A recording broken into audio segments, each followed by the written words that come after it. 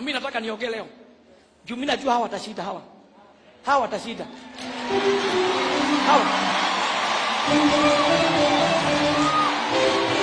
Ngoja. Mimi si bahatishagi. Na sijawahi bahatisha.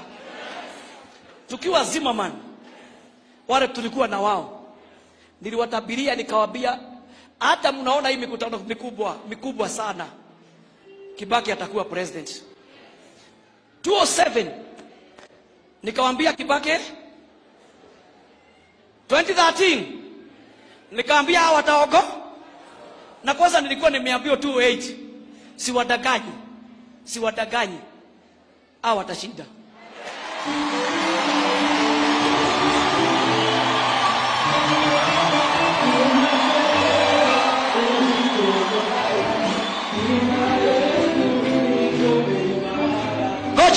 Ngoja kidogo kabla tuibe. Niliwaambia tukiruka mwaka, kule mtaona viongozi wakitoka wakiingia. Hao ndio wataongoza. Hao ndio? Ni wapi wameingia?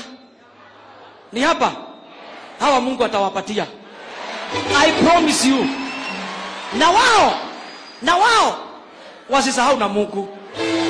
Wasisahau na Mungu. Mungu atawapatia. Sina shaka. Mungu atawapatia. Na ile kibali watatoka naye hapa.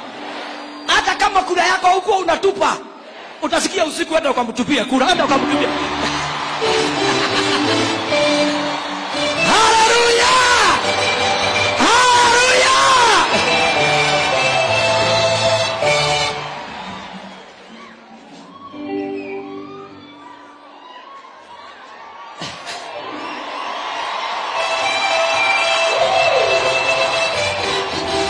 Na mimi nimesema hawa wakiongoza, na wewe maisha yako isiwe ya kawaida tena.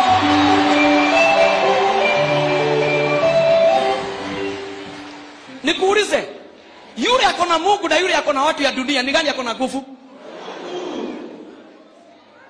Na kila mtu ujue ako na pasta wake. Si ako na pasta wake? Na kila watu wameenda wameopewa.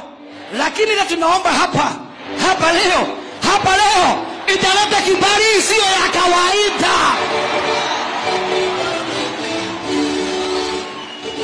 Roho ya Daudi itashikilia mwili wa Kristo.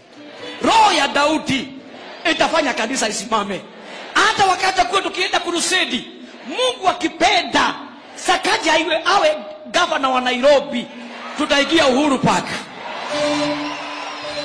David tukiwa na crusade, anakuja anakaa hapo. Najua watu mabibi zao ni mapasta. Mabibi zao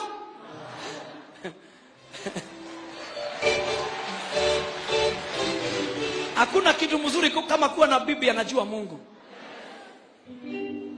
Mtumia wega hivi, atakuonyesha njia. Hata ukitoka kidogo anakuambia hapana, Mr. Gachagua saa Kubuka.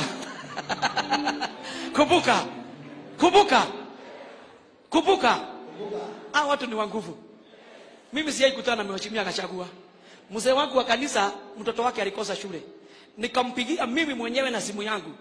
Nikamwambia nataka hiyo mtoto apate shule. Yeye mwenyewe akapiga simu mzee mtoto wake akapata shule.